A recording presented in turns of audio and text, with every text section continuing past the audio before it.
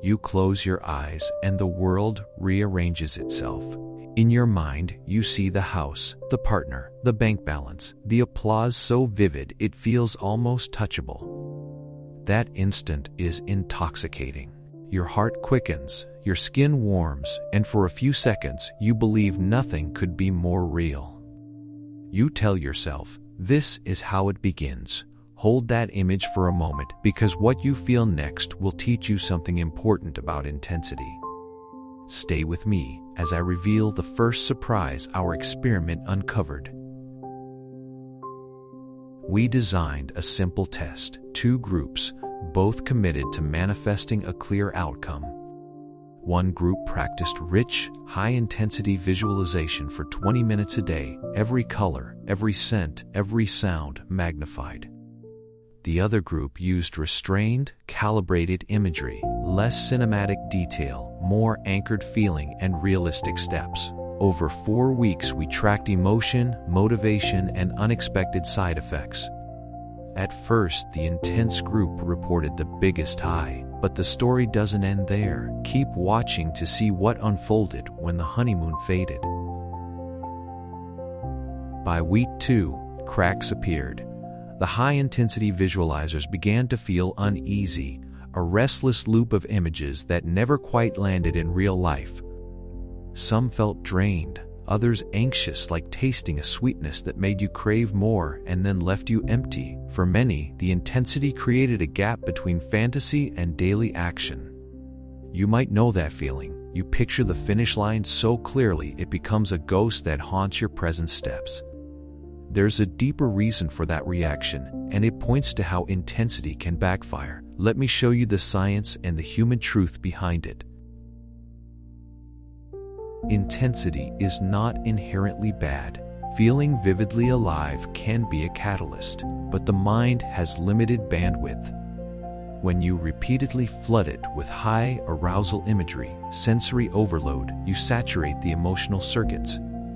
Instead of motivating action, your brain can interpret the sensation as reward already received or as an unattainable fantasy, creating avoidance or apathy.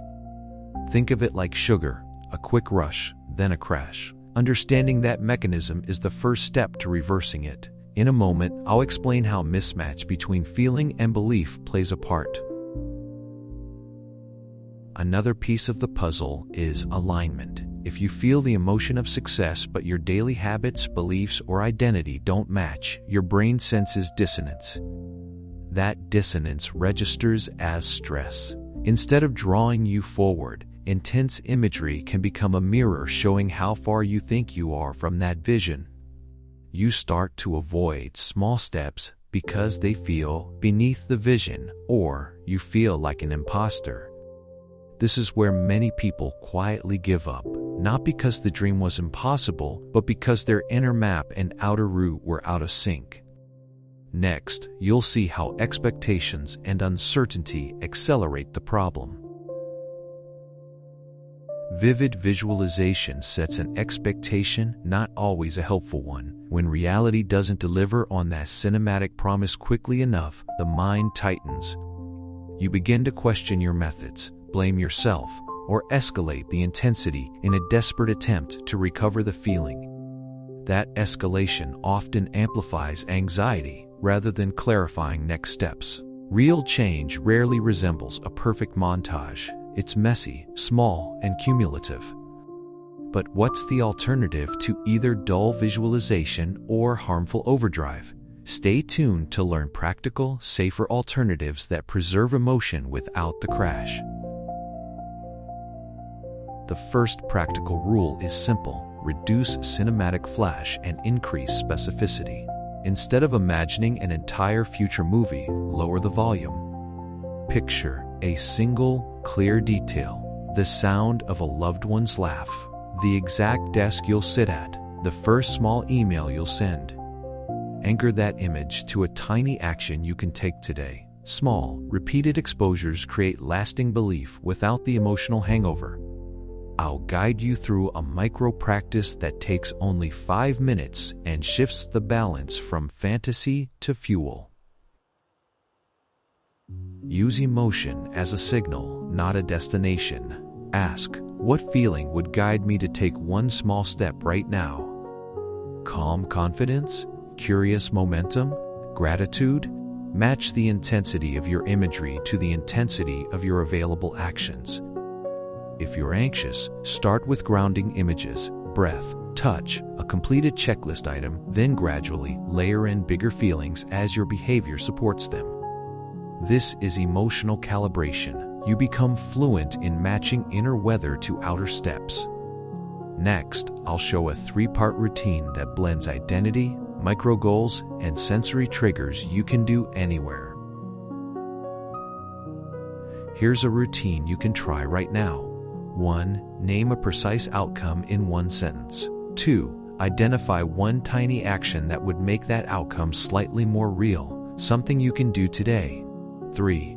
Imagine one clear sensory detail connected to that action for 30 seconds. Breathe into it, then take the action. Repeat daily. This rewires belief through small wins instead of cinematic illusion. People who switched to this approach in our experiment reported steady motivation, less anxiety, and actual progress. Stick around because the next section brings the emotional peak of this journey: how to turn failure into fuel and reclaim momentum. The most powerful change isn't technique, it's the stories you tell about how you become. Instead of rehearsing a future trophy, rehearse the identity that will earn it. I am someone who finishes projects. I am a person who learns quickly. Pair that identity rehearsal with the small steps from the routine. Over time, your inner narrative rewires and your imagery serves you rather than sedates you. Real transformation feels quieter, but it lasts. Coming up, you'll hear the most unexpected result from the experiment, one that flipped our assumptions entirely.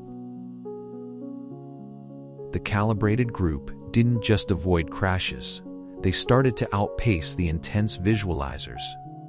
Why? Because their images were bridges, not finished films. Those micro bridges led to behaviors, which led to feedback, which strengthened belief. A journalist in the study said something that stayed with us. I stopped filming a fantasy and started making a trailer for my life.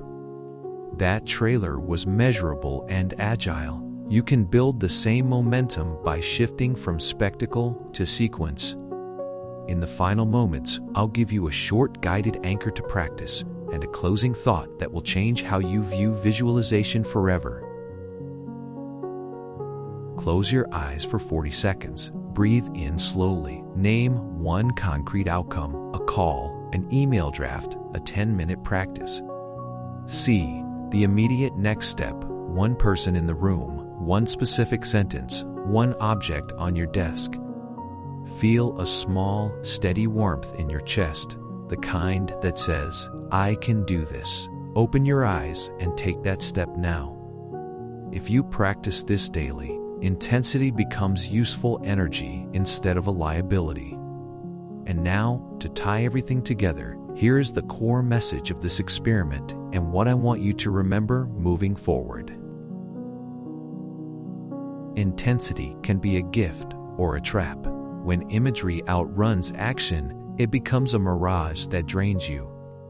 But when imagery is calibrated specific, small, identity-focused, and linked to tiny steps, it becomes the engine of steady transformation.